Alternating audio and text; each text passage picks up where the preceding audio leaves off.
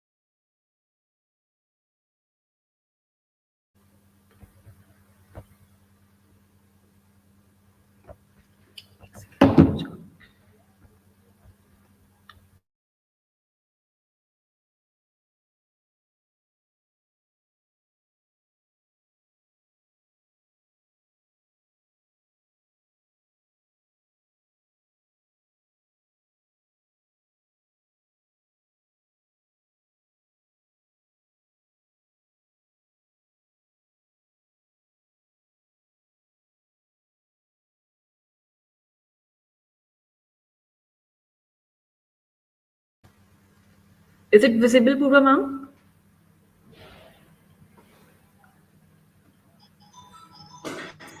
Yes, ma'am. It is clear and visible. Okay, thank you so much.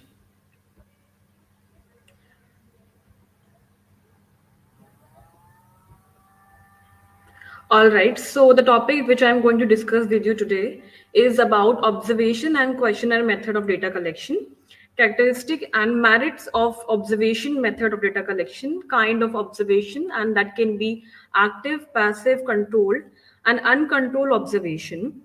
Before starting about the topic, I think you must know that your whole research, the accuracy, the credibility, and the reliability of the research is based on the research design. And the tools which you use for data collection play a very important role on it, because the conclusion which we make is depend on the information which we collected. So the tool which and or the method which we use for the data collection is very important. And the two tools which we will discuss today are basically the observational method and the questionnaire. So first, let's understand the meaning of observation. Observation may be defined as a process in which one or more person observe some real life situation. It can be process, event, and record that permanent occurrence. It used to evaluate the overt behavior trait of the individual in controlled and uncontrolled situation. Now, let's understand that what characteristics are there of observational method. So we have a scientific observation and non-scientific observation, and the scientific observation differs from other method of data collection specifically in four ways. And that can be the observation is always direct, and while the other method could be direct or indirect. Field observation take place in natural setting without disturbing the subjects. Observation tend to be less structured and etc. Uh, this method help in qualitative and not the quantitative study, which aims at discovering subject experience and how subjects make sense of them, or how subjects understand their life. So this method is more appropriate for studying lifestyles or subcultures, practices, episodes, encounters, relationships, groups, organizations, settlement, and roles. So this is the main characteristics of the scientific observation system. And if we talk about the non-scientific observational method, it help in studying the behavior in natural surrounding. It enable understanding significant event affecting social relation of the participant. It determine reality from the perspective of observed person himself, and it also identifies regularities and recurrence in social life by comparing data in our study with that of other study. So these were the main characteristics of observational method of data collection. Now let's understand that what type of observational method we have. So, there can be the participant observation and non-participant observation. So what happened in participant, or which we also call the active observation, in this process, the participant observation, the observer become the more or less one of the group member and may actually participate in some event or the other of the group. The observer may play any of the several role in observation, means here the participant, here the researcher actively participate in the event or in a situation, and he can play a different role, and that he can be a visitor, he can be attentive listener, he can be an eager learner, or a participant observer.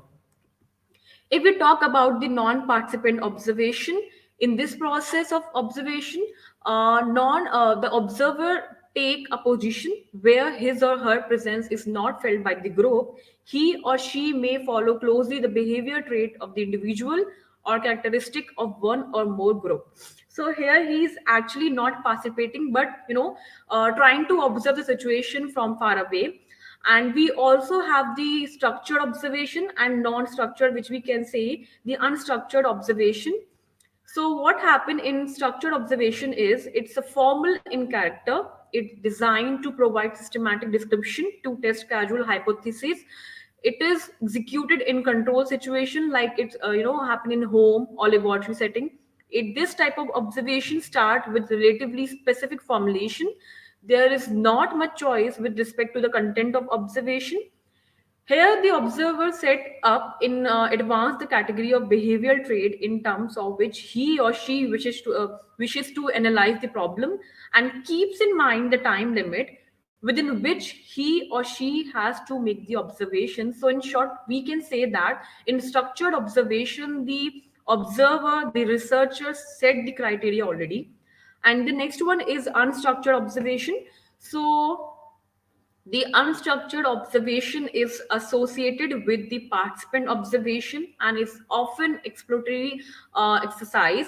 In unstructured observation, it may not be possible to categorize the behavioral trait before the observation because no criteria can be set, and the observer consider aspect of behavior in term of the context or situation of which they are the part. Now, let's understand that what are the stages while we are doing the observation is a method of data collection.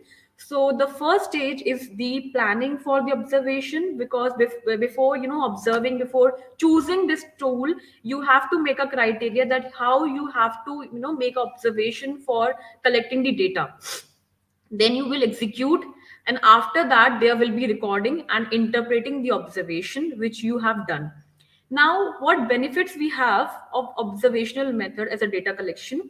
So, first of all, it's a primary source of data collection, which there are mainly two type of data collection. The first can be a primary source and the secondary source.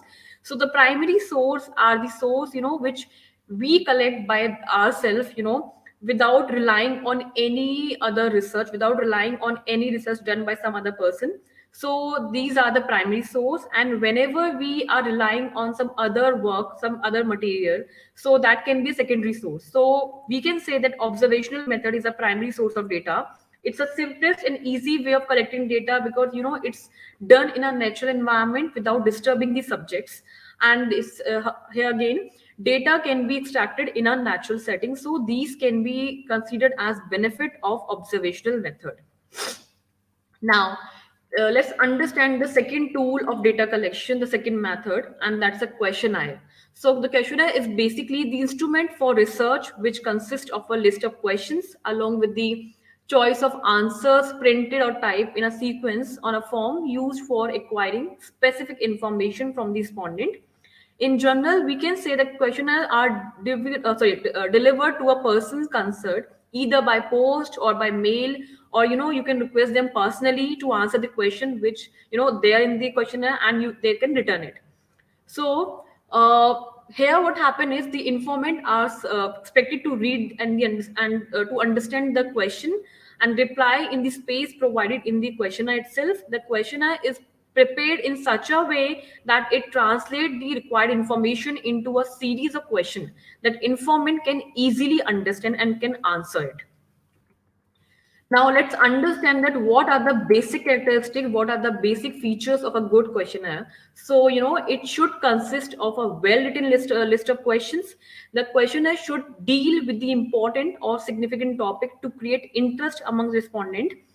It should seek only that data which cannot be obtained from the other sources. It should be short as possible, but should be comprehensive. Why? Because it's very important to maintain the interest of the subject who are filling the questionnaire. It should be attractive, direction should be clear and complete. It should be represented in a good psychological order proceeding from general to more specific responses, and double negative in question should be avoided. Putting two questions in one question should also be avoided.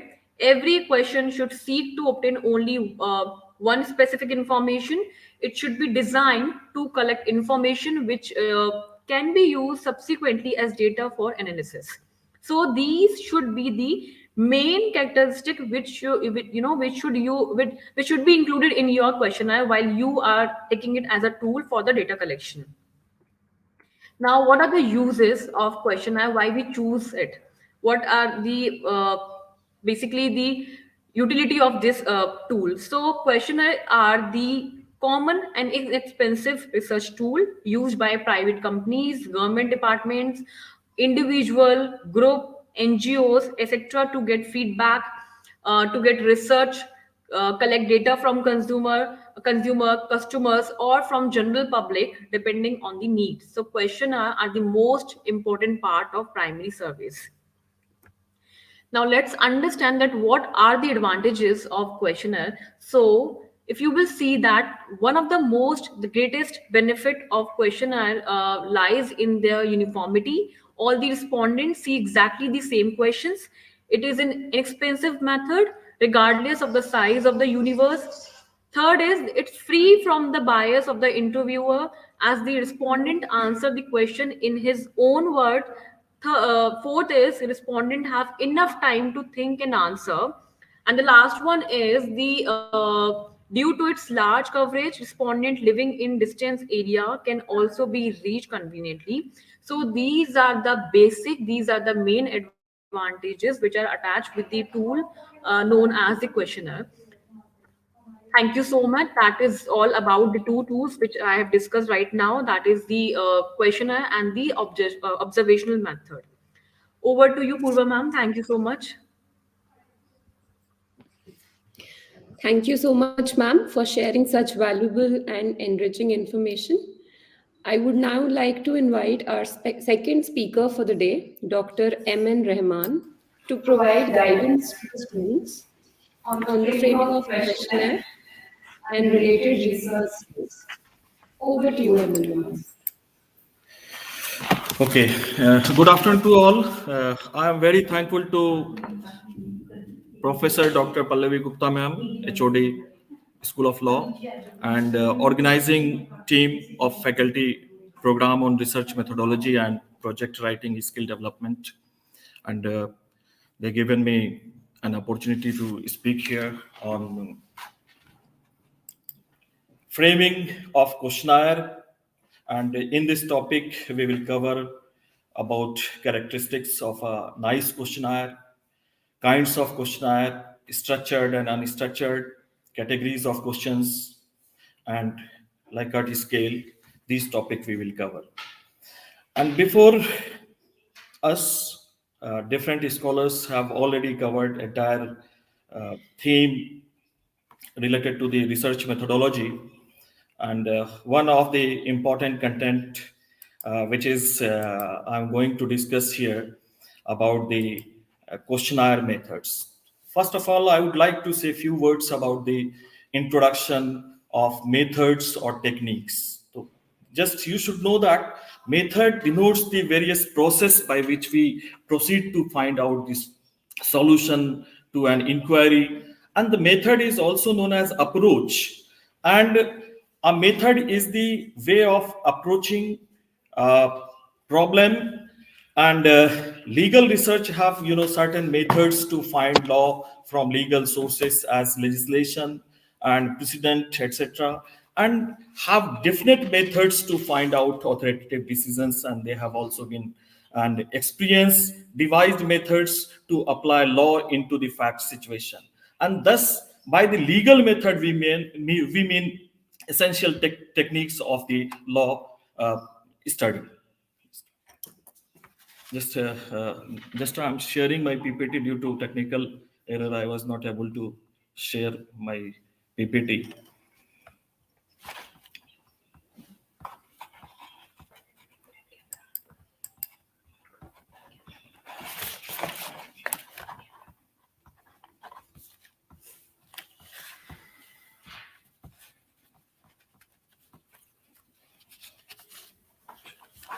Okay, fine. Now I'm coming on next slide. Just you can see here. Now there are different methods or techniques in the research methodology, and as a law is related to the society, and the techniques of the social science are also applicable to legal studies. And there are different methods or techniques for the collecting data. Especially I am talking about the when you will write the dissertation. At that time you may be required different data. So at that time you will prepare a questionnaire. So here you will see that there are different methods or techniques for the collecting data, like observational technique, schedules and questionnaires, the interview statistical and case study data, questionnaire methods. The questionnaire method, basically my topic is based on questionnaire method, is one of the most suitable method for the investigating investigation of the socio-legal problems. Here first question arise here. What do you understand by the questionnaire? What is questionnaire? In the next PPT, you will see here. What is questionnaire? Questionnaire method is one of the most suitable methods for the investigation of socio-legal problems. And we use different tools of questionnaire for collecting data from large and diverse, varied from scattered persons from different place. And questionnaire is a list of questions to be answered by a group of people, and especially to get facts or information about their views, and it is used to obtain knowledge about the facts known to the informant. When you will see the definition of the questionnaire uh, in the dictionary of statistical terms, defines the questionnaire as a group or sequence of the questions designed to elicit information upon a subject or subsequence of the subject from an information. And very rightly said, Lundeberg defines a questionnaires as a set of stimuli to which literal people are exposed in order to observe their verbal behavior under their stimuli. And Wilson describes questionnaire as a convenient method of obtaining a limited amount of information from a large number of persons, or from a small selected group which is widely scattered.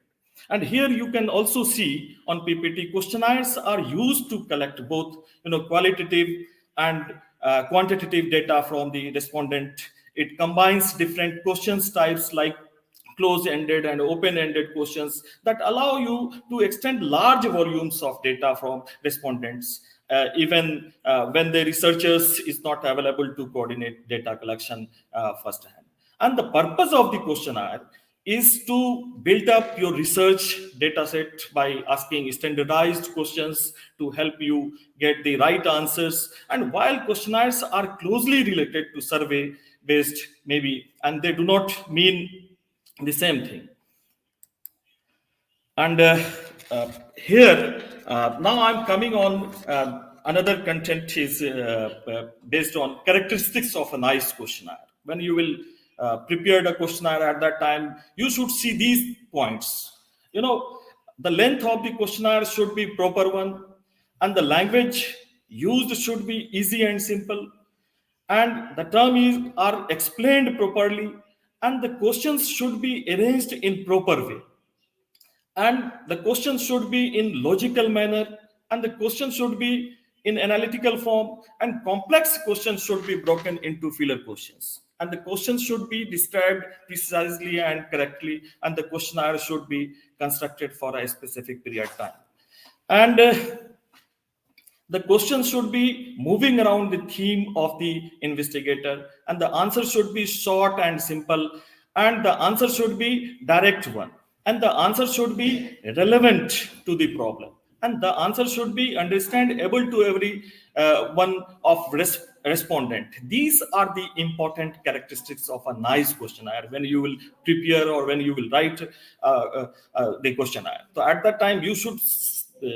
think over it, and these points should reflect in your questionnaire. And just coming on kinds of questionnaire. When you will see the types of questionnaire, and here you should know that P.V. Young basically divided the questionnaire into two parts or two kinds, you can say. First is structured, and second one is unstructured. And P.V. Young rightly said about the structured, or you can say standardized questionnaires. And here you will see that Pauline V. Young says structured questionnaires are those which pose definite, concrete, and pre-oriented questions, and that is they are prepared in advance and not constructed on the spot during the questions period. And structured questionnaires are prepared in advance and not constructed on spot during the questions period, and additional questions may be asked only when some classification is required.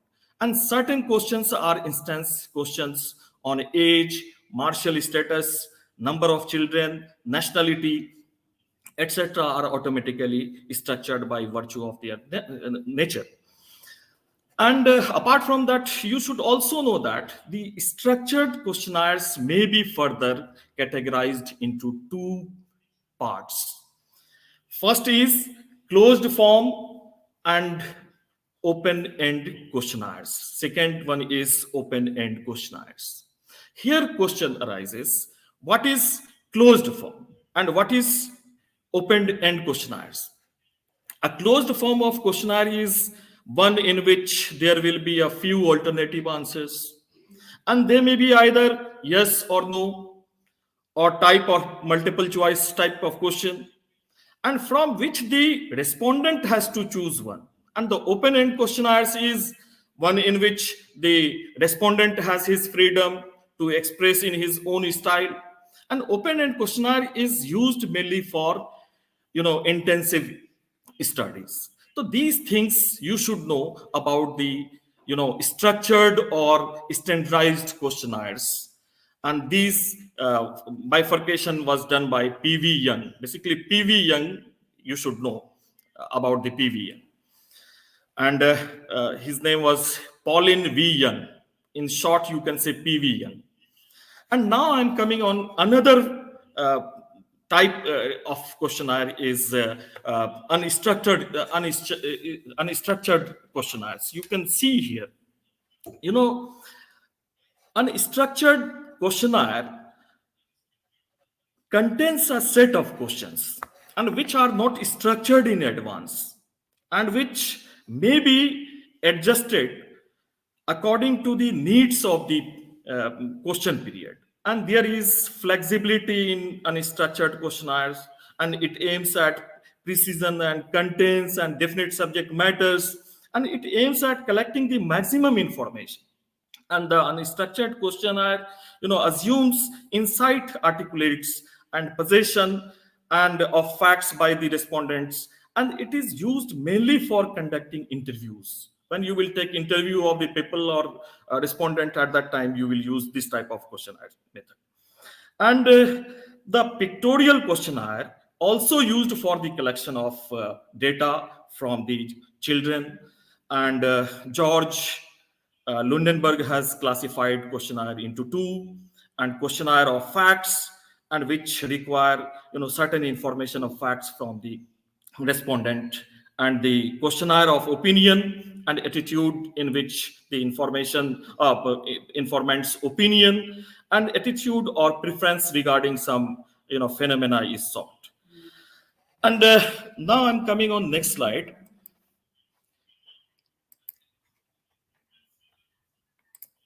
Just you can see here about the questionnaire when you will prepare, how you will design a questionnaire, or preparation on construction or formation of a questionnaire. The first question here arises: what are the characteristics of the good questionnaire?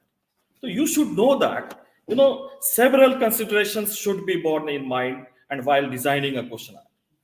And careful planning, आपको बहुत carefully जो है planning करनी है. Physical design of the questions किस तरह का होना चाहिए. Careful selection and phrasing of the questions are required in formation of a questionnaire. And question design is an art. Question design is an art. And the when you will do research for your dissertation, at that time you should prepare the questionnaire keeping the very careful in manner. And just you should know that inner aspects of the questionnaire, careful choice of the questions you should be, and questions which have direct bearing on the problem itself should be included, and questions whose answer can be secured more accurately, easily and efficiently from other sources may be excluded. And the selection of the questions should be done basing on the subsequent tabulation plan, and only such factual questions, answers to which most of the informants can reasonably be expected to know, should be asked.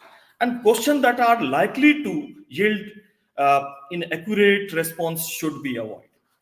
And questions which involve too much mental effort on the part of the information should be avoided. आप गए किसी अच्छे hotel में खाना खाया और पता चला फीडबैक मांग लिया आपसे, तो फीडबैक में भी क्वेश्चनायर होते हैं, क्या आपको ये खाना पसंद आया या नहीं आया. आप के बहुत सारे कंटेंट्स बेस्ड जो है क्वेश्चन होते हैं. अगर वो आपको शॉर्ट में लिखने के लिए कहेंगे तो आप नहीं लिखेंगे. अगर वहीं पे अगर आपको एमसीक्यू बेस्ड क्वेश्चन होगा, यस नो का ऑप्शन होगा, तो फौरन आप कर देंगे. तो इसका भी ख्याल रखना है आपको क्वेश्चन बनाने.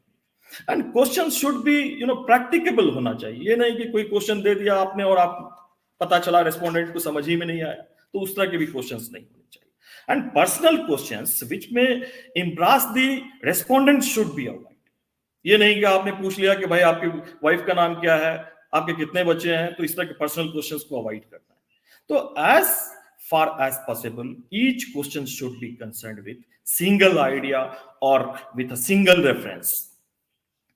And apart from that, you should also know about the types of question, like open-end question है, structured question है.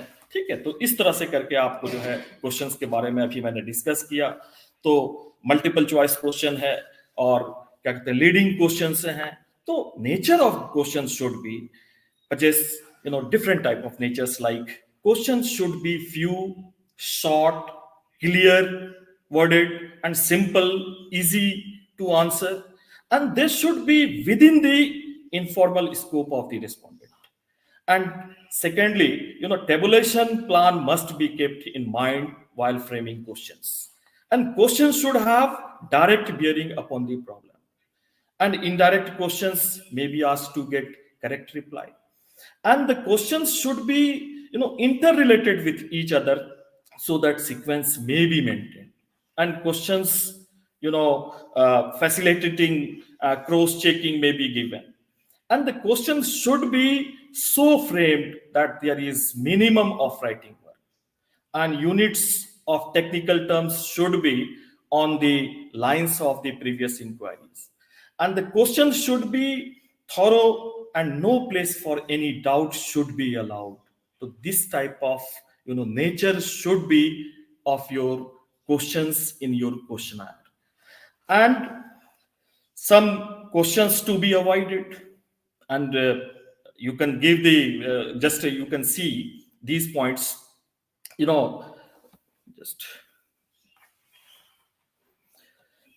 sorry, too long questions you should avoid.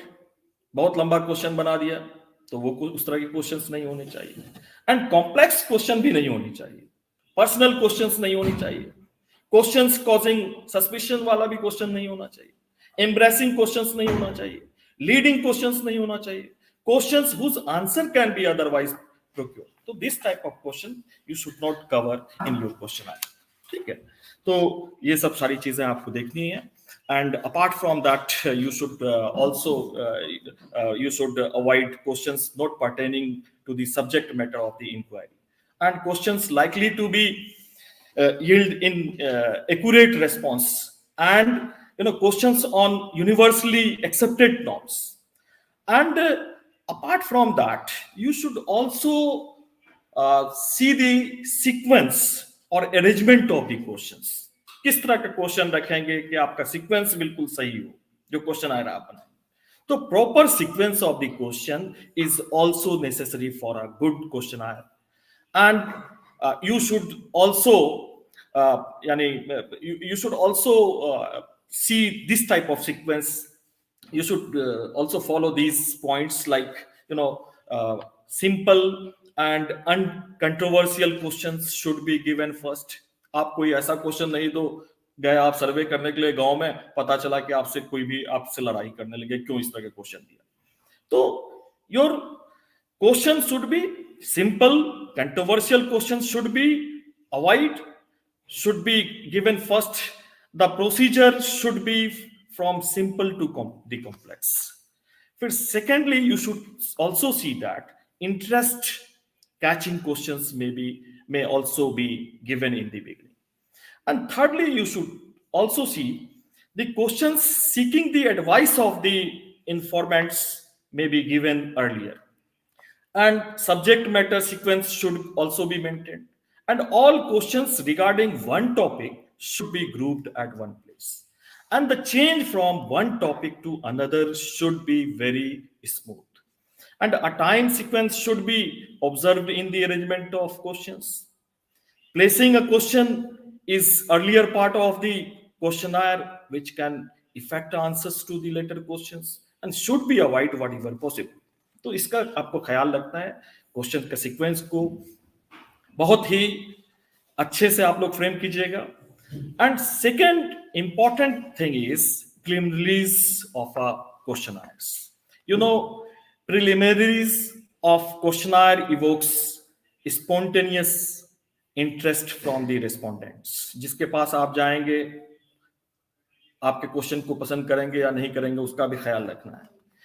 तो according to Pauline V. Young, he pointed out some points, and he said about the mandatory for a good questionnaire.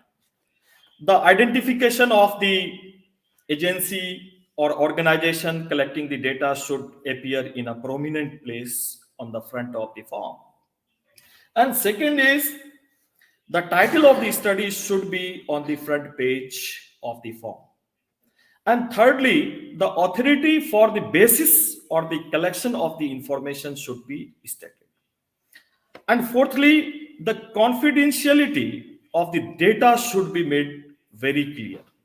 And fifthly, you should also see the dates of the period covered by the report should be stated in advance. If footnotes are needed, आपको मालूम है, you have already covered in the lecture of the research methodology about the footnotes, primary source, secondary source, ये सब आपने पढ़ा है. तो footnotes जो आप लगाते हैं, चाहे end chapter पे हो या पेज टू पेज लेके चलते हैं, तो अगर आपको रिक्वायर्ड लगता है कि फुटनोट्स का रिक्वायरमेंट है, तो आप उस पे भी क्वेश्चनर पे भी लगा सकते हैं. तो footnotes are needed, the space for recording them should be clearly identified. A place should be provided for the signature of the respondent, and it is usually advisable to assign a serial number to each questionnaire in order to identify it easily. जैसे 1 2 2 3 4 5 लिखेंगे आप, ये नहीं कि कहीं पे आपने 2A कर दिया, 1A फिर 1C 1D कर दिया. तो इस सीक्वेंस में एक chronological order में, your questions should be in chronological order. That pattern you will follow. And it is sorry.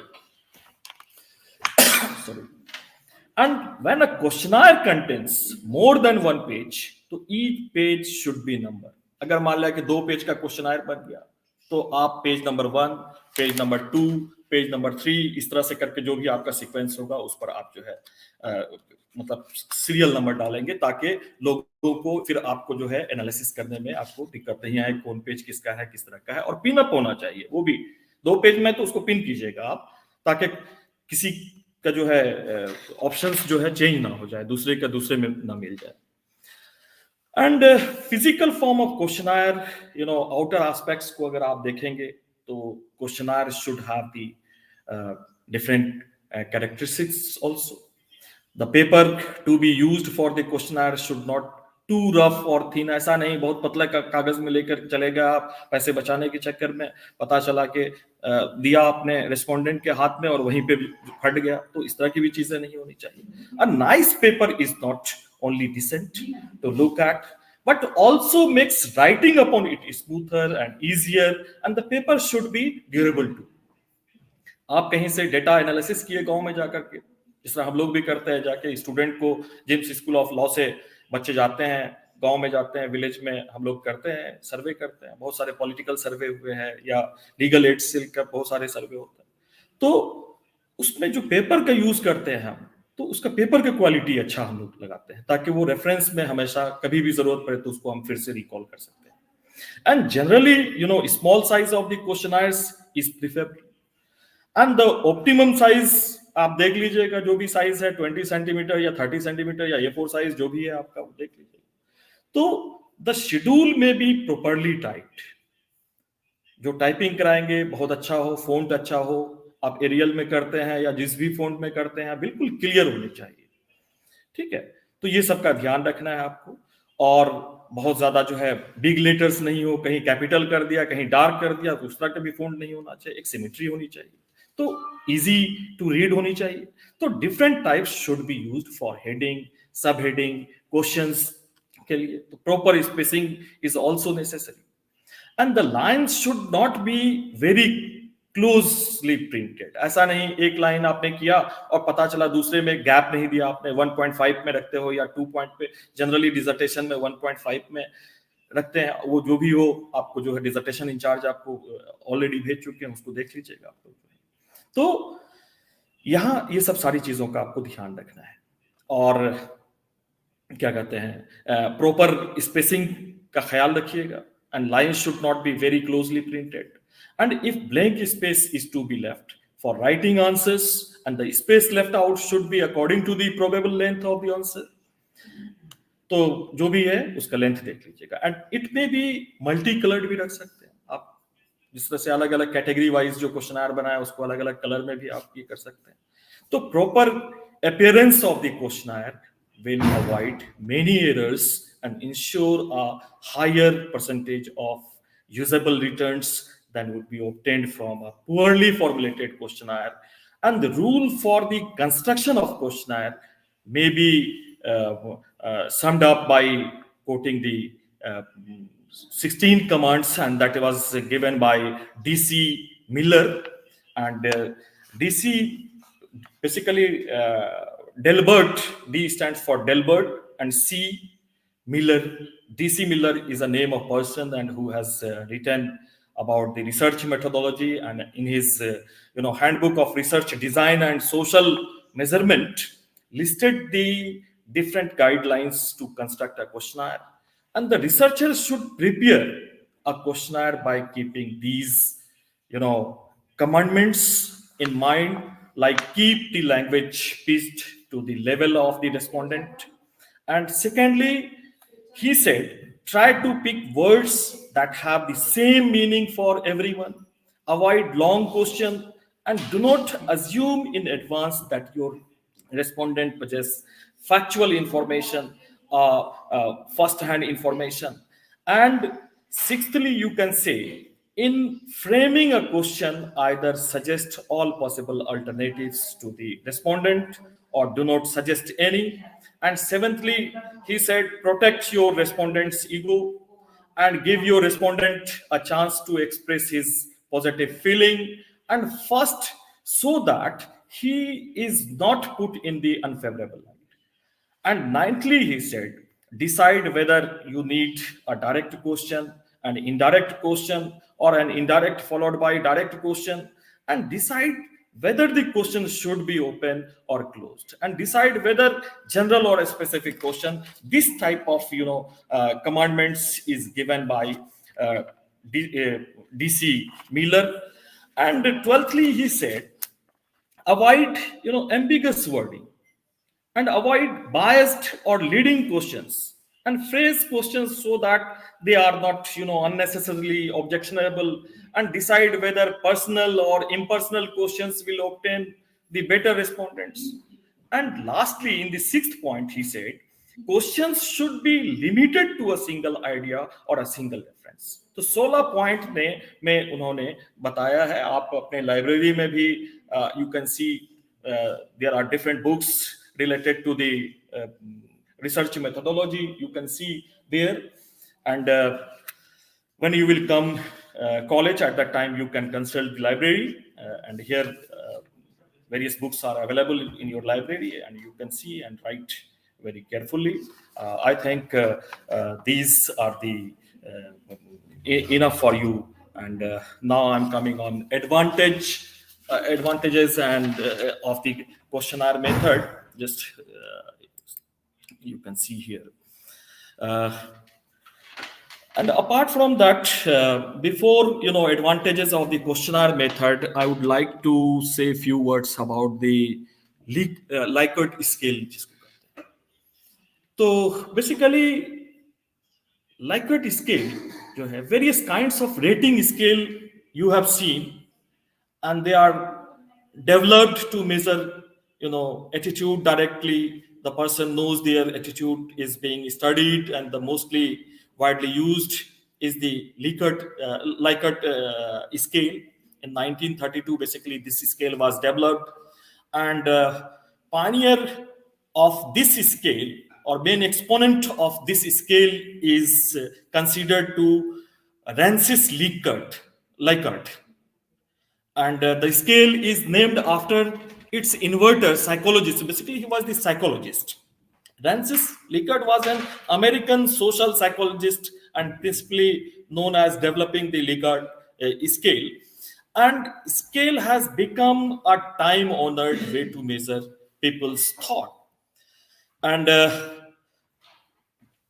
just you can see here, in its final form, the Likert scale is 5, or you can say 7-point based scale, and which is used to allow the individual to express how much they agree or disagree with particular statement.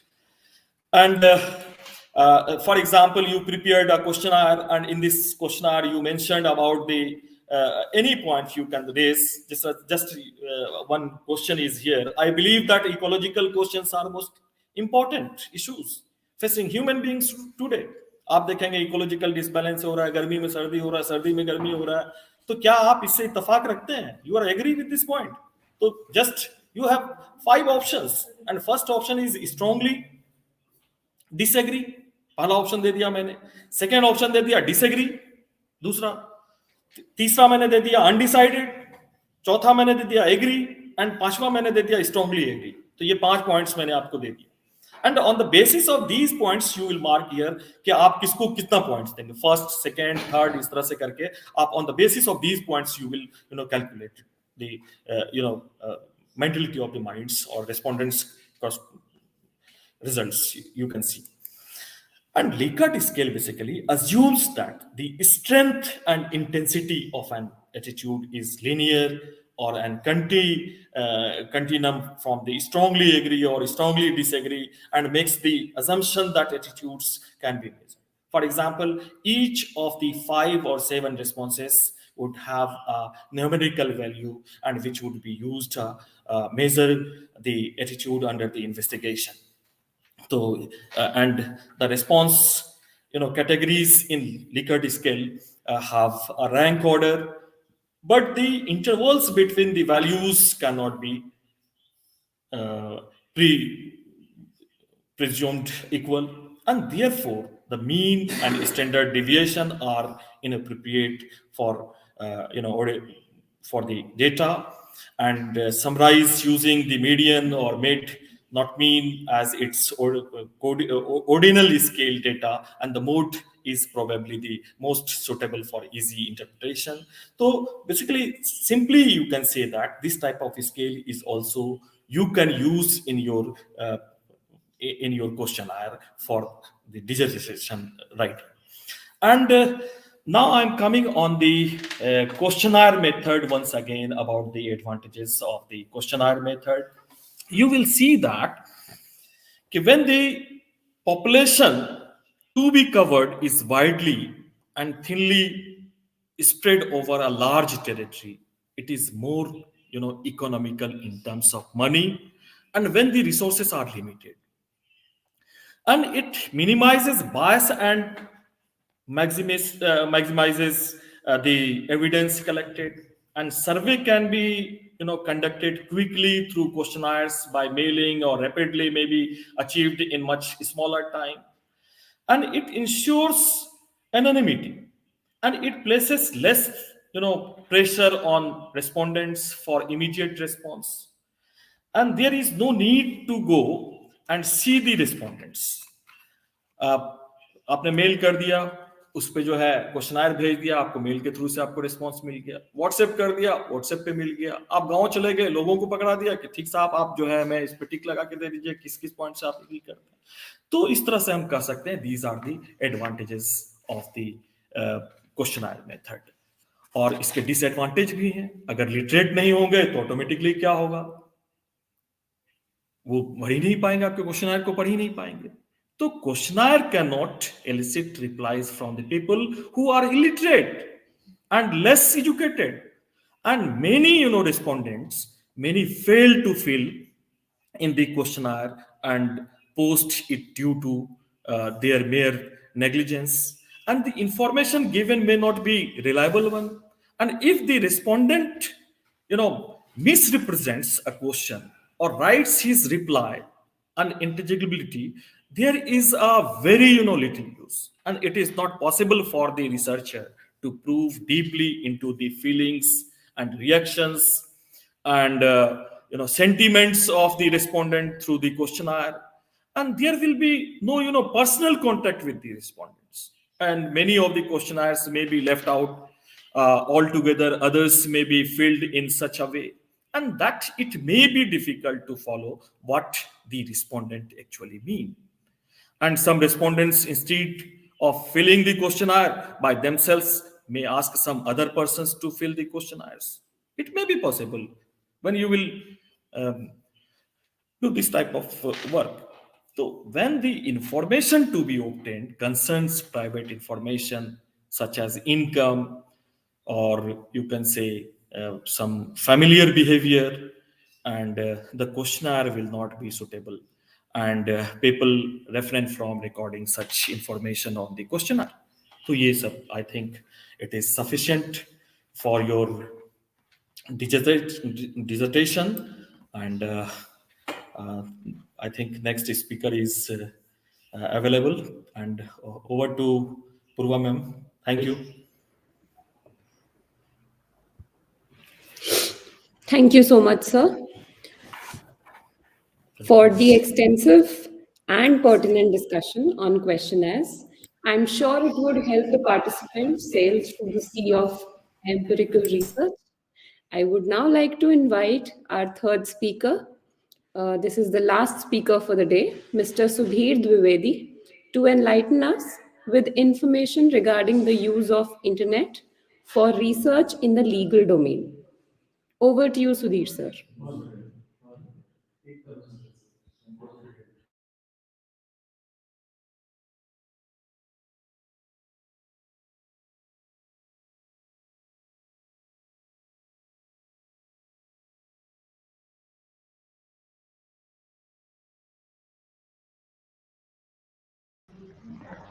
Thank you, Purva ma'am. I'm just getting try to share my PPT.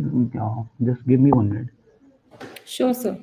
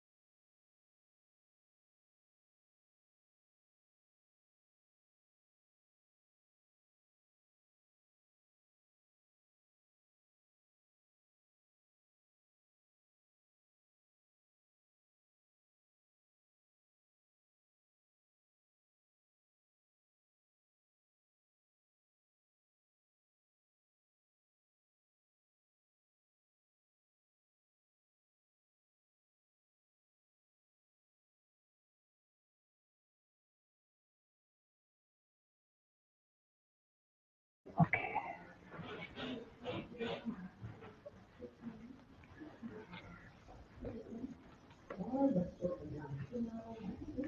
Ma'am, screen is visible. PPT is visible. Not yet, sir. Purva ma'am.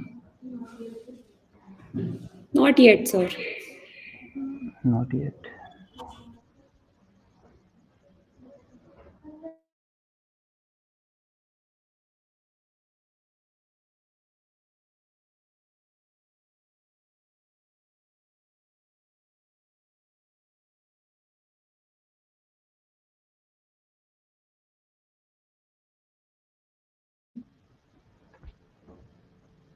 No, PPT is not visible to them.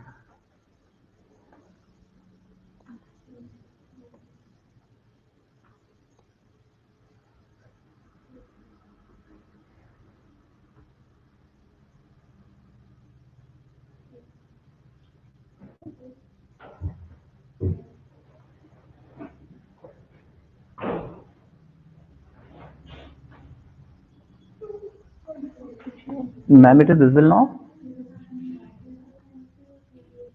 Not to me, sir.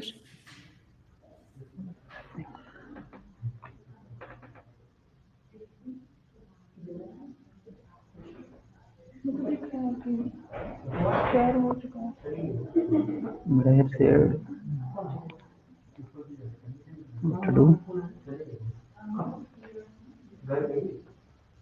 Shall I start without the screen sharing? PPT sharing. Just आप try करिए एकदम. Sir, it's visible now. The PPT is visible.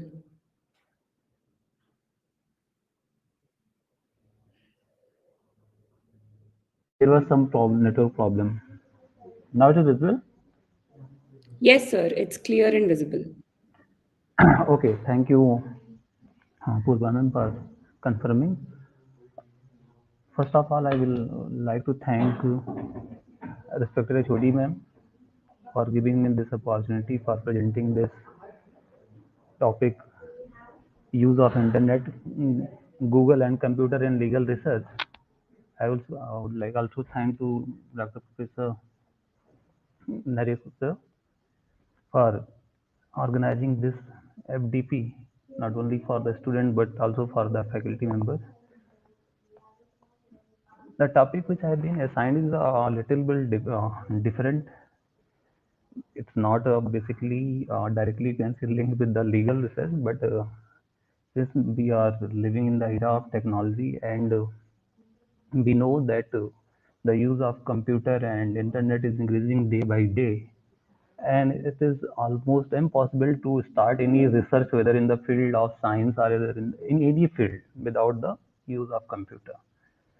In this presentation, I will try to explain how the computer is used, how the internet is useful for the legal research, and what are the various sites where we can get the legal information, the various websites and the platforms where we can get the useful legal documents and the ordinance, treaties, on which we can rely. Because you know that in the computer, in the internet, a lot of documents are available. You can't rely on each and every document.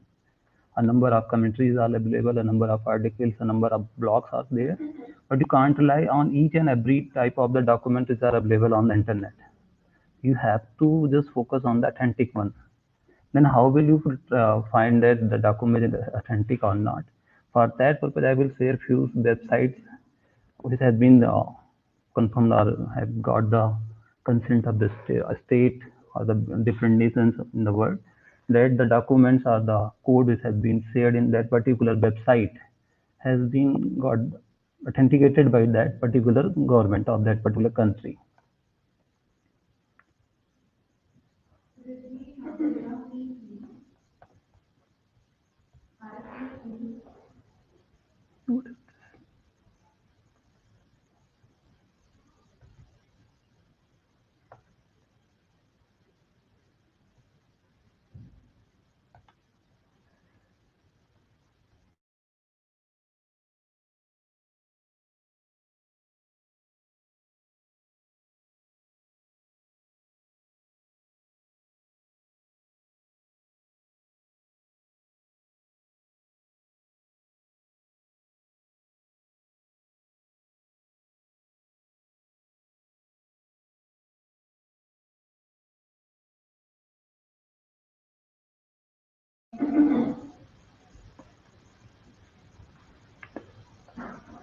Ma'am, PPT is visible. I think I have lost the PPT.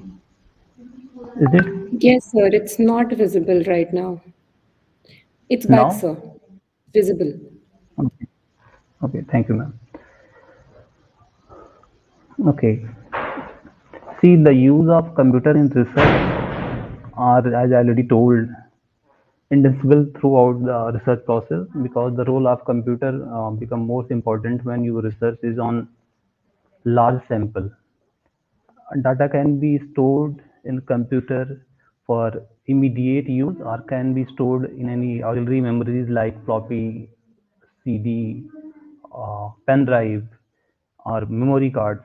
At the same can be retrieved at any stage at any later point, and the computer assists the researcher throughout different phases of this research. Let's discuss an example. Few minutes ago, Dr. Rahman sir told you that when you have to prepare a questionnaire, at the earlier time we have to prepare a number of questions in MCQ form in different forms, and we have to share the hard copy which with every respondent, and then we have to collect the copy, then we have to sit and we have to analyze all the responses which have been given by the respondent.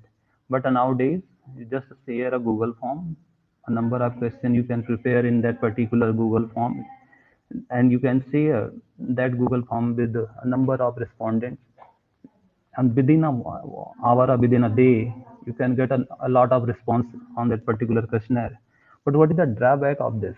You can't totally rely on the answers, on the responses that had been given by the respondent. The reason being, suppose I am doing a research on any particular topic and I prepared a questionnaire in the Google form. I shared with my colleagues, the people who are in the law field. It is not necessary that the Google form which I shared with my colleagues, he will just answer on that particular question. If I ask him, please share with other your friends who are in this field. It is not necessary that he will share each and every person who are doing research or who are having in the knowledge in the law field. I am doing a legal research. I shared my Google form. I shared my link with my few friends. They can share that with another friend they don't have anything to do with the law. And if I am getting response from a person who is not having any basic idea about the law, then there we can't say that the result which I will get after the response which I will get after this, when all the respondent has answered to my question, is accurate. So the result of the research will not be authenticated because the responses are not from all the person who are in the law field. So this is a big drawback while we are using this soft method of getting the research. Uh, Earlier, what was happening? You share the document. I know that he is the professor, he is the assistant professor, he is the advocate, he is the judge. I share the questionnaire with those particular person who are having a particular knowledge in the law field, and the result what I will get will be accurate one, and I can rely on those responses. Then I can give in my research a particular conclusion on the basis of those responses. If I am totally relying on these soft methods like the Google form and all, I can't say that the result will be accurate. Okay. Now,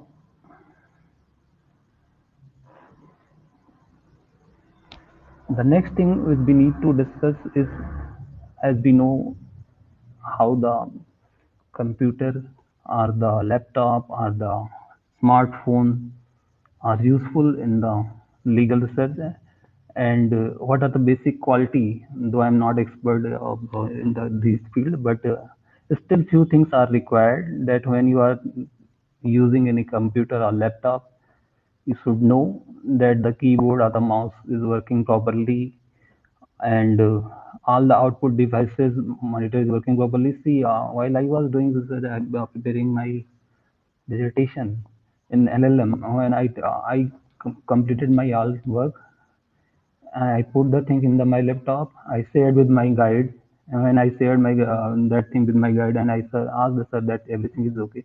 He said that the font you are using is totally different, and it was showing correctly in my laptop. So whenever you are sharing any document with your supervisor or guide, just ask what version he is using and in what format you have sent the document to him. Suppose I am using the version of Word, MS Word of 2003, and the latest version is Windows 10. Then when you will share the Word document with your supervisor or guide, the alignment will change. So always be in touch your guide or supervisor when you are sharing any document with your supervisor or guide.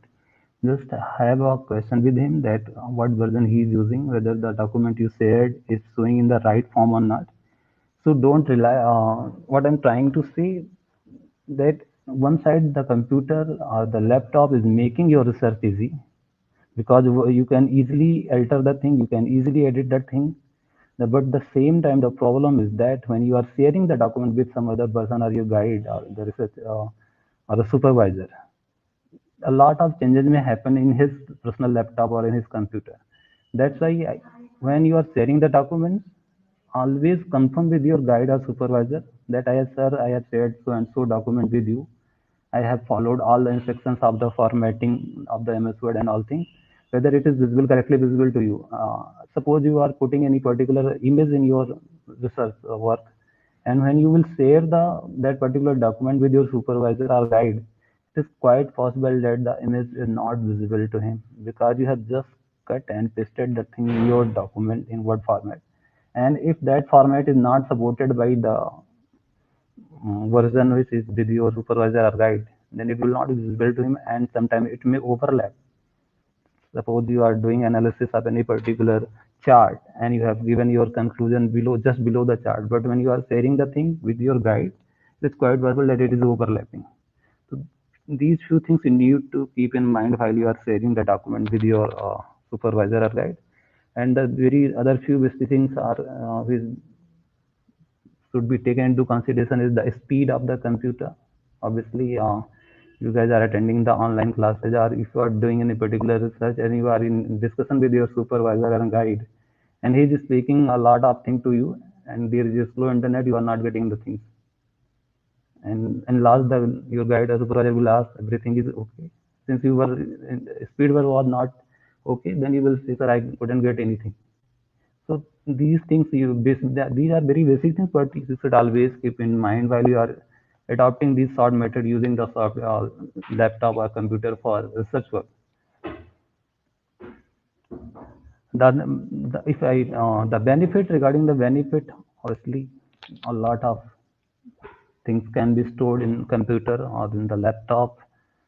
In regard to the resource, a number of documents are available on the internet. Again there is a drawback in that. Though by using internet you can access a lot of documents, not only the things which are published at the national level, but you can the things of various articles, research work which have been published by the students of another country or the researcher of another country. You can get access of the various online libraries.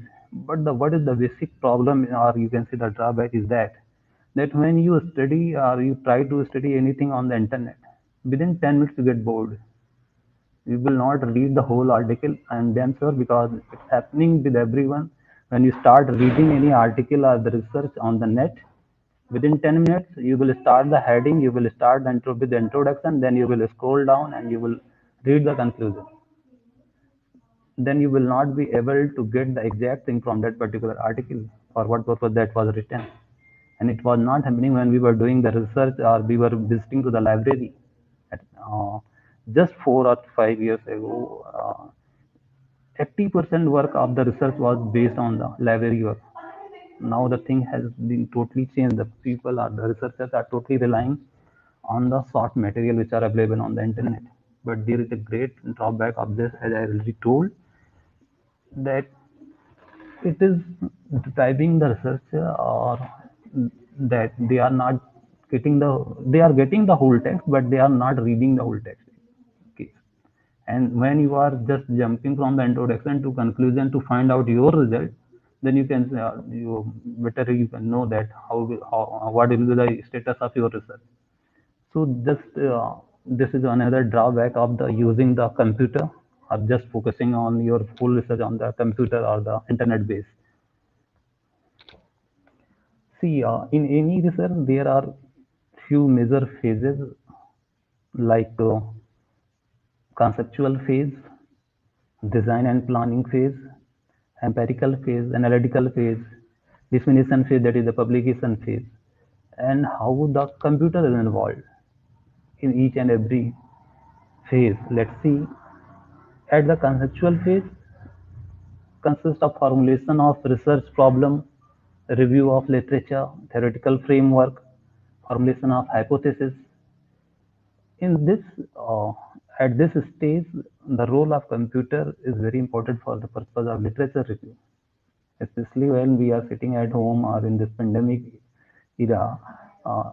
When you have to do, you have to write your dissertation or you have to write your project work, and the things are like that you can't read the library, but you have to do the literature review, because if there is any thought in your mind and you are not checking any particular literature which is already available, then you will not be able to formulate your problem, or you will not be able to fix that in what area you have to do your research. So for that purpose, computer is very useful on the internet by adopting, by going to various sites, by using the subscribed platform like LexisNexis and Manupatra. You can get a number of literature and do the review, and then you can formulate your, or you can slice your research problem and all things. Then at the second phase, the role of computer is very important at the designing phase. Design and planning phase, we know that consists of research design, population, research variables, sampling plan, reviewing the research plan, and pilot study. At this stage also, the several softwares are there, like the NCSS, PAS, GSS are such software. They can within a minute calculate your all sample. They can give accurate result to you. They can give you result in the chart format, whatever your is requirement. A number of softwares are available. Within a minute, they can analyze your whole data. So at this stage, computer is very useful. At the third stage, that is the role of computer in the empirical phase. As we know that empirical phase consists of collecting and preparing the data for analysis. So data storage, data obtained from the subjects are stored in computer as Word files or Excel files, and this has the advantage of making necessary corrections or editing the whole layout of the tables if needed, which is impossible or time consuming when you are doing your research on your hard copy or in a other manner. And the computer helps in data entry, data editing, data management, including the various following the various actions of various software available. Some few are paid, few are free. These softwares are very helpful for analyzing the empirical data which you have collected by doing your empirical study. In research studies, the preparation and inputting the data is the most, the labor extensive and the consuming aspect of the work. That's why typically the data will be initially recorded in the questionnaire form, as Rahman sir told you, and record form suitable for the acceptance of the computer. Do this research in conjunction with the statistician, and the programmer will convert the data into Microsoft Word file, Excel, whatever your requirement. There are number of softwares are available. You can change your data within a minute in your as per your requirement in in the pie format or in the chart format, whatever is your requirement. In that regard, the computer is very useful. Then at the fourth stage, the role of computer for data analysis. Again, data analysis, many softwares are available to perform the mathematical part within a minute of the research. You have collected a data of suppose 10,000 person, and you have to get the percentage.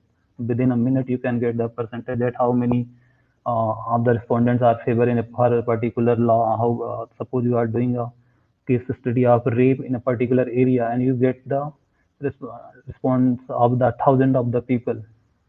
Then how many people are aware of the rape laws in the India? Within a minute, you can get the percentage by using the various software available. So in that regard, also the computer is very useful because it will give you accurate percentage for that thing. Various software I already told, like SPES, NCSS, PAS, SATA, and SIASET are some of the widely used software for the data analyzing process. They can be like calculating the sample size, proposed study, hypothesis, testing. Again, see, this is very important. Suppose you have framed your hypothesis. Now, either the hypothesis will be proved or disproved, and you have done the empirical study. You have collected a lot of data for your hypothesis. So whether how this computer will helpful, or this software will be helpful to prove or disprove your hypothesis. I have a question in my mind that the people in Delhi NCR are not aware about the digital evidence, basically in legal fraternity. I shared the question number of questions based on my research with the person with the legal fraternity, and they answered. Now I have to analyze the answer or the response of each and every respondent, or within a minute by using this software I can get this conclusion that how many people are aware with the laws available on the digital evidence. So in that way also this is very computer is very useful. Now in last, regarding the research publishing role of computer in research institution, this page is publication of the research study. The research article is typed in Word format, converted to portable data format, and stored, published in the Word web. A number of you guys are aware, much aware, I think, about this thing, that a number of articles are now published on the internet. There are a number of platforms, or the, you can say, companies who are providing this facility to publish your work online. The drawback, or you can say the problem in this regard, is that how much they are reliable. There is no such scrutiny system to rely on these articles 100%, because you will not be able to find out the article which has been published on by any particular company or by in any on any website, whether it has been reviewed or by the committee or not, because you just send out your article. There are number of sites or companies, without checking the plagiarism and report, they will publish your thing. And when you are doing your research and you are opening, just suppose you are typing the digital evidence and these documents are opening a number, and you are relying on those documents or on those research articles, then your research will not be useful, because you are using the articles which are not authenticated by any academic, you can say, the fraternity. Because if you, when you check the journals and all things, they are reviewed by the number by professors or who are expertise in that particular area of the law. They just review when and plagiarism is checked, then only the things get published and it is available to the people. But in on internet, a number of things can be published. Number of companies are there, they will publish your work without checking the plagiarism. So what I'm trying to say, don't rely 100% on the things which are available on the internet, unless and until you are having your resources to check the authenticity of the publication which are available on the internet.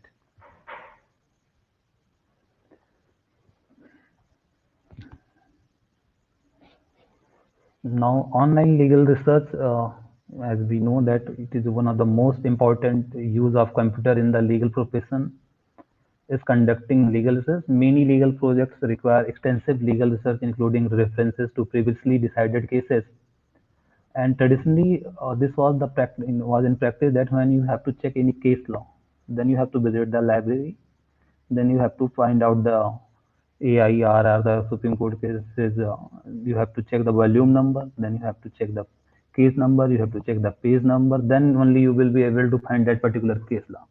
Now, these days, within a minute, you just type case number Bharti 1972 or so and so case 2010. Within a minute, the case law, the commentary, everything will be available before you. But again, the thing is same. Please follow only those sites or the platforms which have been authenticated by the authorities. Like we recently, I was attending a workshop by this Manu Patra, and they were saying that now the Supreme Court Registry Office has confirmed it, that if you are citing any case law level on the Manu Patra, then they will be considered by the Supreme Court. So whether the case law you are citing has been authenticated by the authorities or not, first thing you have to check. Just don't get the case law from the Indian Qanun or the IP leaders or the legal services India and just you cite that particular case. Since the source is not authenticated by the authorities, then that is not a reliable one. You can't quote that such type of the cases by getting any from anywhere. It is quite possible that you are getting the name of the particular case, but get the relevant thing from the site or the platform which has been authenticated by the government or by the authorities. That yes, if you are getting the case commentary from this site or from this platform, then it will be admitted. Otherwise, there is no use of getting such information from the internet.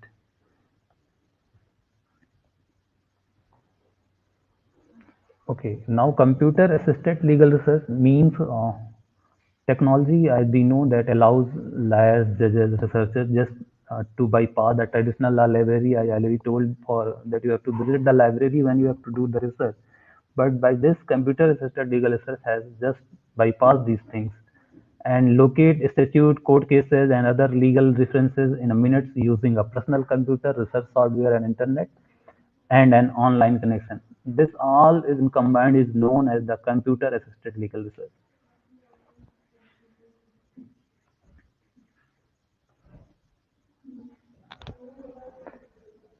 Now let's see what are the software or the sites or the platforms available for the computer based or internet based legal research. We know that the largest computer assisted legal research service are the Westlaw offered by the Thomson Corporation again, and the Lexis offered by the Reed Elsevier Dayton IO based LexisNexis unit, and both services provide online access to the fundamental tools of the legal profession, court opinions, federal and as well as state statutes, federal regulations, administrative law cases, and other law related to materials. And their extensive database are updated frequently. That is the best thing, providing attorneys and researchers with the most up to date within a minute development.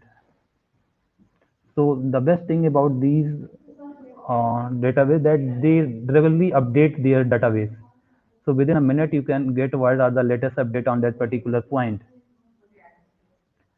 Again, the computer assisted legal system contains thousands of databases, as I already told you that in addition to primary sources material, they offer access to the business and economic journals, national newspaper, law reviews, federal tax abstracts, and financial data as well. It all depends that in what field you are doing this, your research. You are doing socio-legal study, you are basing your whole research on the corporate law. So each and every type of the top documents, commentaries is available on these platforms.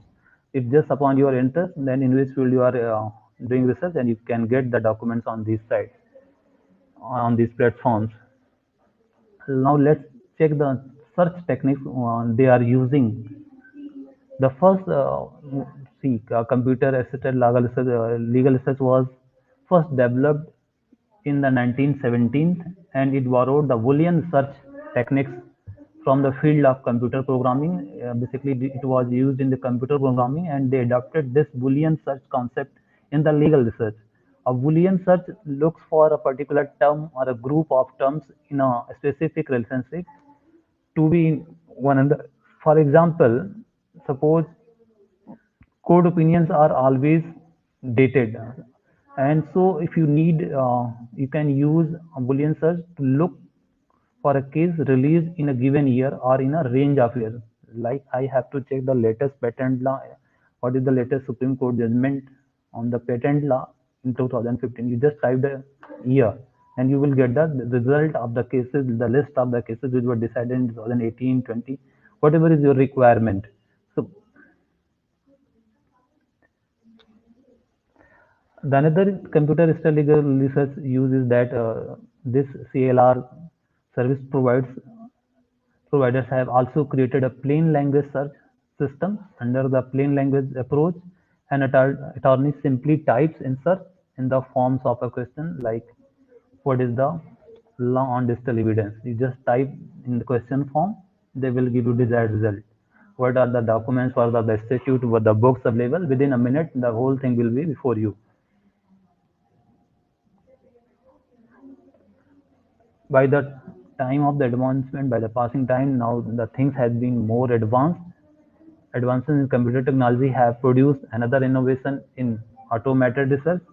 Voice recognition research within this method, search queries detected either in a plain language or by using Boolean terms on computer. As I already told you, just say patent law 1970.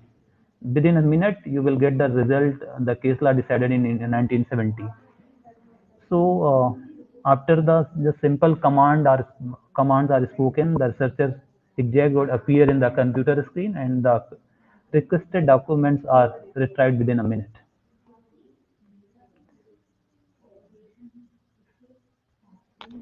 Now the next thing which is very important in the use of, you can say, the computer in legal research is the electronic discovery. As we know, suppose you need a document, you need a copy of the FIR, you need the copy of the charge sheet. Suppose you are doing a legal research in the field of criminal law, and your area is just Greater Noida. You just want to know how many cases were registered in a police station with regard to the rape laws or in any particular law.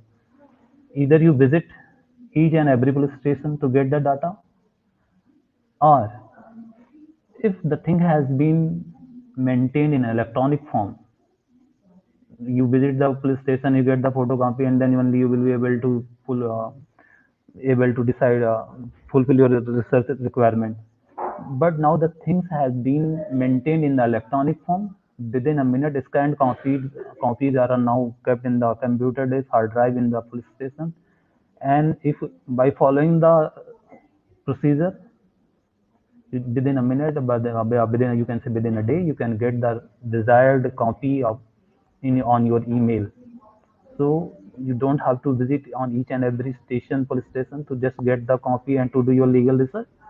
So electronic discovery is very important in this regard, because it has make it very easy to get the document for your legal research, and which are not available. Keep in mind, these documents are not available on the internet or on the any other site, because they are some official document and they are maintained, they are kept in the office, like in the police station, like FIR, if it is kept in the police station, copy of that. And you need for your research, then as I already told you, either you have to visit the police station, or if the document has been covered, prepared in the soft copy has been prepared by doing scanning of the document has been kept in a hard drive or in a computer. By following the procedure, you will get the required document. That is known as the electronic discovery.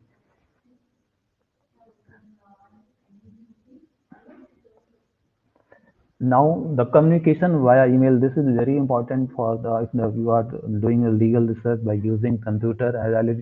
Whenever you are doing research, if you are by using computer or laptop, I will always suggest that the end of the day, whatever work you have done in your computer, just email to your email ID,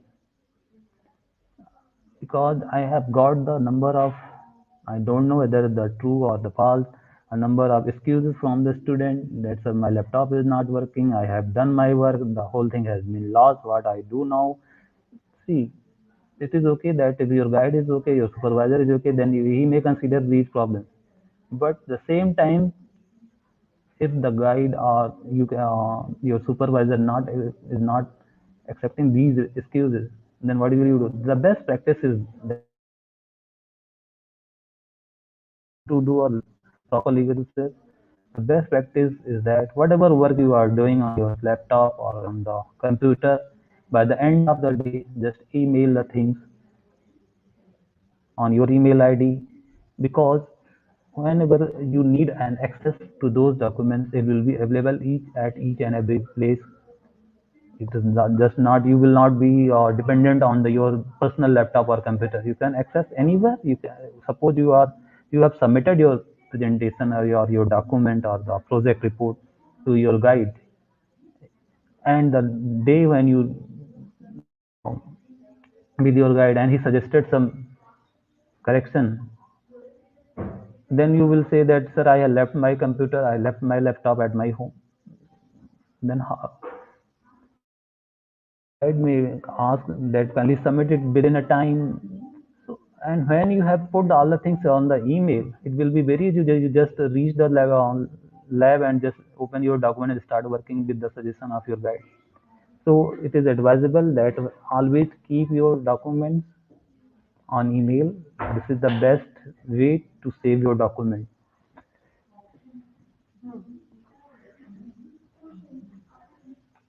I'm not see these things have already been covered by various speakers, like the primary sources and the secondary sources.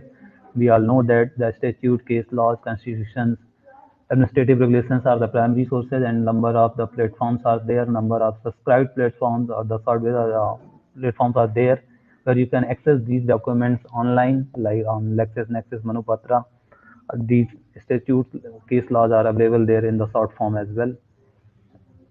Secondary sources like blogs, treaties, encyclopedia, database, these are also available on net. The important thing is I want to share with you that how this the secondary data is useful. See, the primary data is available in the library in the hard form, in the printed form, but the secondary data are mostly now available in the short form. Then how will it be useful for you?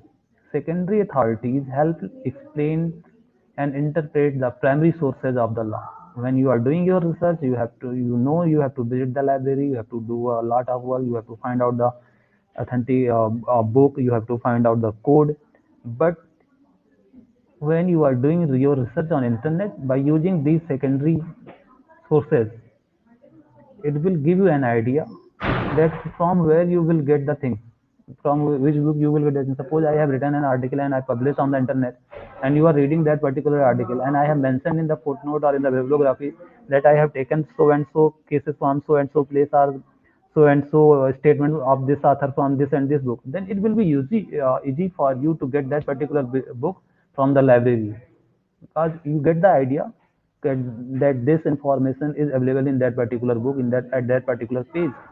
In that way, the secondary authorities which are available on the net is very useful. Secondary authorities point out the significant sources of the primary authority. These things I already told you.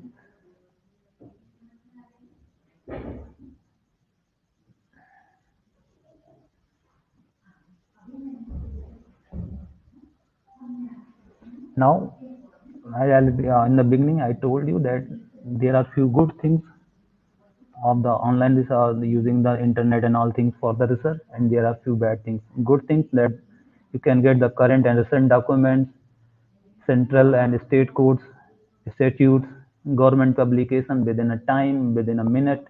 Because if you have to visit the shop, you have to visit the center, you have to visit the library. It is not necessary that any legislation which has been passed by the parliament are available in the hard form in the next day, but it may be available on the internet in the same day. In fact, any particular judgment which has been passed by the Supreme Court may be available on the internet on the same day. So in that way, the internet is very useful for doing the legal research. And how it is bad, not good for, you will not find the old cases, all old cases, though the platforms are now updating the old cases as well, like the LexisNexis and Manupatra, they are updating their database. You will not find all the journals in the e-forms. Reputed journal, you will not find the old journal, you will not find in the e-forms, though the number of universities and journals are now publishing their work on the online as well. But the volumes which has already been published in the hard copy, they are not available on the net. Most of the books of Indian authors are not available on the net. If you are doing any research and you have to, suppose you have to find out the JNS on the Constitution or any other author, though now the latest version you may find on the few platforms, but not necessary that each and every author who has written a book you will find on the net. In that regard, also this legal research has a limited scope. Now, the very important question arises that a lot of things are available on the internet, but from where you have to start? You just type all the thing on the Google, said that cryptocurrency, a number of the things will be available, but where you will find your relevant thing. So from where you have to start? For that purpose, there is a Internet Society's Guide to Internet Law. The link has been displayed to you guys. This link offers a brief discussion of the more useful legal search sites on the internet. So you guys just go through this link. You will find how to use the internet in legal research. Then let's see the few useful links and websites for legal research by using internet. The first one is the Virtual Chief, a mega site sponsored by a major law firm, is strong on research articles and Internet Studies. It has an excellent section called Other Legal Information Guide, then Guide to European Law. This it includes a search engine for international and foreign laws, search tips, guides, journals, dictionaries, European legal database. So if you are doing a comparative study, like you are doing a comparative study in India and UK, then this site may be useful for you. And I'm sharing those sites where you will find authentic legal work, research work, because the most of these sites has been got consent from their particular government. Like Guide to Law, this is again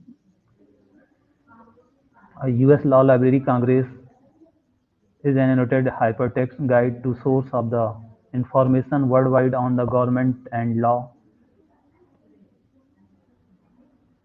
Reports on human rights, reports on various international organizations, UN, OAS, and so on.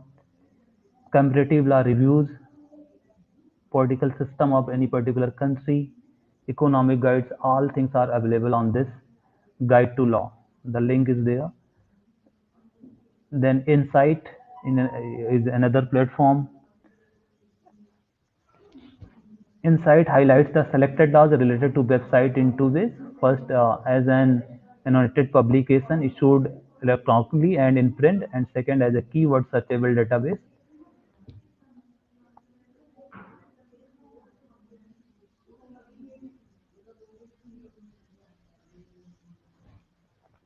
The next useful site is Global Legal Information Network Library of Congress. The Global Legal Information Network maintains and provides a database of laws, regulations, and other complementary legal sources. This site can be viewed in various languages, in English, Chinese, and all.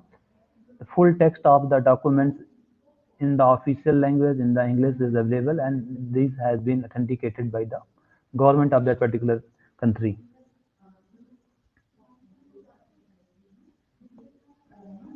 Law Guru is another important site. Here you will find the things in the question answer form, and they provide also a search engine as well. You put just your question, laws, what are the laws on the digital evidence? A number of answers will be displayed to you. What are the laws on cryptocurrency in India? A number of answers will be displayed to you. So this is very useful. Law Guru. Here you will get the number of things in question answer form.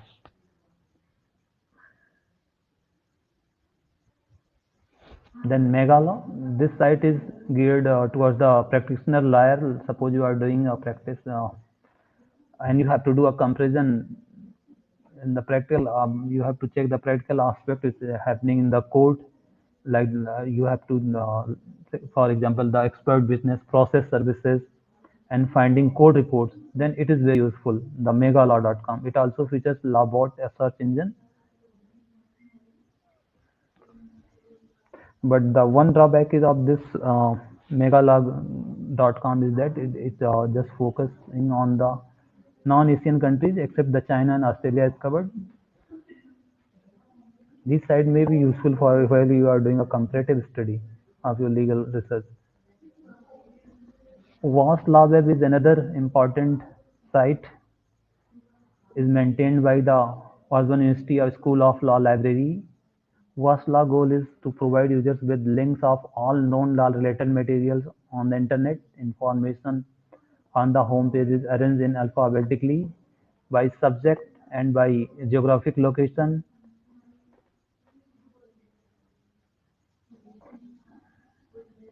The most important thing about this law was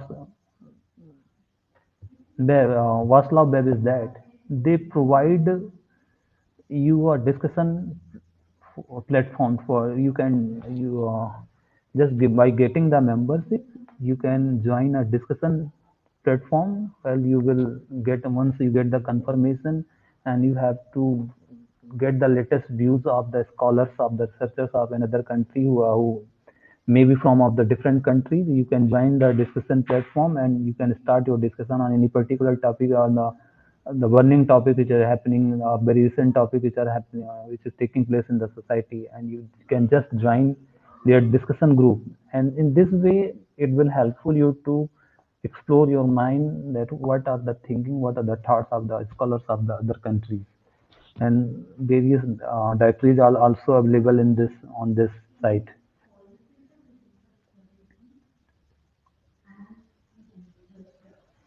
Then another two favorite website. The one is the Jurist. Again, it is very useful site.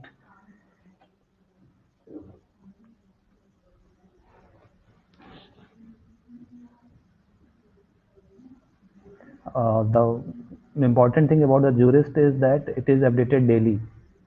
So very recent update you can find on the Jurist.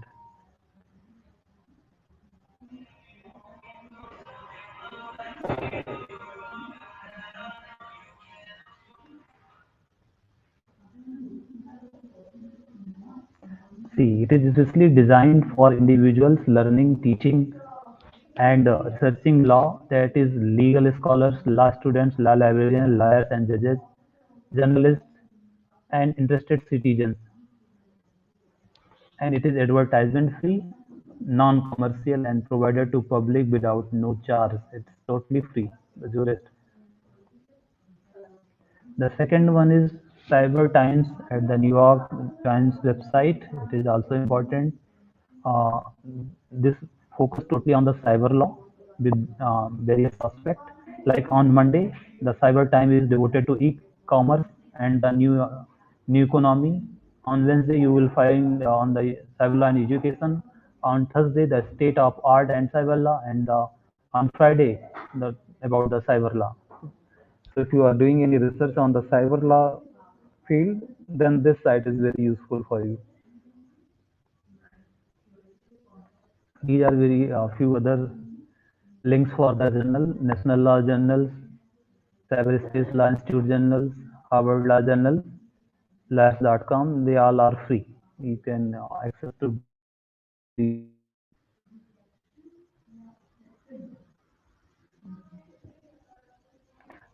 Students who are doing research in IPR, this site is very useful. Technolex India is the content aggregator dedicated to law exclusively or to the IP law and the cyber law. It is committed to cause of creating and promoting mass awareness about the need to have a detailed national and international legal framework for cyberspace and IPR.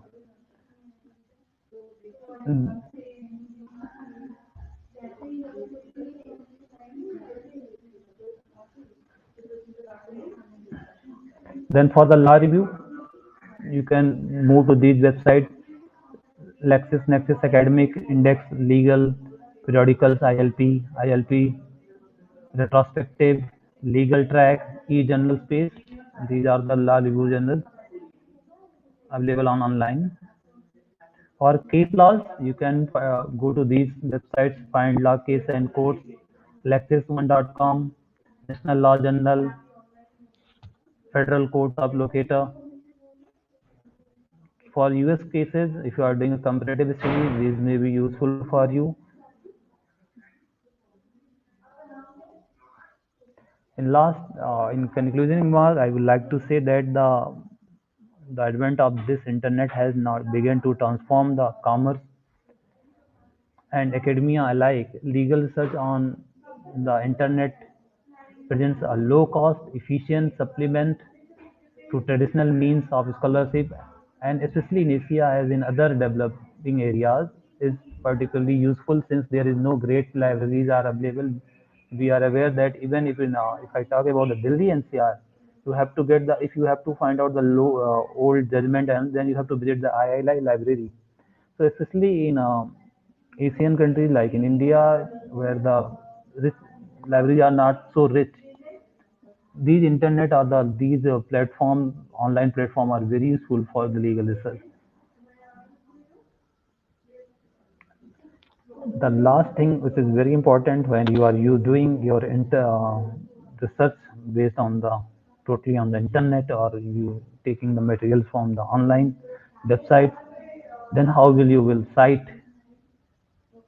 It has already been, I think, must have been dealt with you guys, the faculty who were dealing with the footnoting and bibliography. I'm just quoting here that if you are taking any information from any website, then you have to give the complete detail. Suppose like that you are downloading the Information Technology Act from the internet, then you have to mention that the Information Technology Act 2000 India available at on this site, and when you visited, you have to mention that Information Technology Act available and so date, and visited on July 29, 2003. See, suppose if you are taking any material, so suppose I am taking any article from The Hindu, not from the hard copy of the Hindu, but from the soft copy of the Hindu, which are available on the online. Most of the newspaper are now available on online, and I'm taking any editorial or any insight from the or any article from the net. In that case, I have to give the detail of that particular title, how the editorial is written in the footnote. Then you have to mention that I have taken this article from so and so website.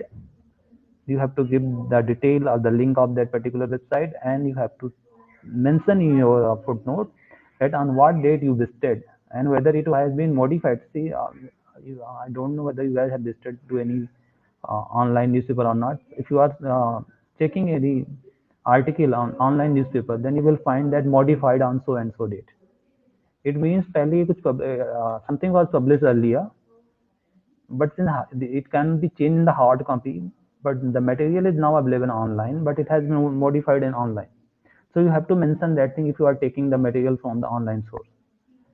Few things, these few things, even if you are taking downloading any book, then you have to mention that from what site you have uploaded or downloaded this particular book. You are, suppose you are taking data of the NCRB, National Crime Record Bureau, then you have to mention and what date you visited on that particular site. You have to mention that only that will be authenticated one. Okay, that's all about the use of internet and computer. If there is any query, you guys can put in the chat box. I will try to solve that. Thank you.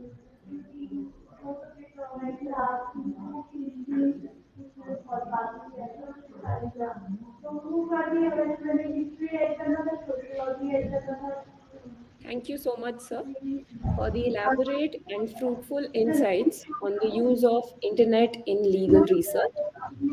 We have now come to an end of today's session. I take this opportunity to thank all the speakers for their valuable contribution in today's session. We look forward to virtually meeting all of you on Monday with new research related topics of discussion and new speakers. Thank you all for being such patient listeners. I hope you all have a good day. Now, all the speakers kindly switch on their cameras for a group photograph.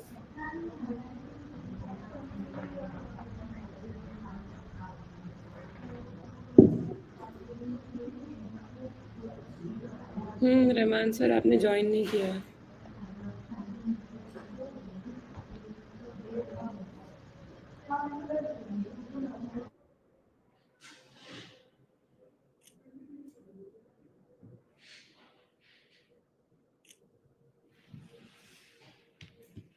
Thank you, Sudhir sir.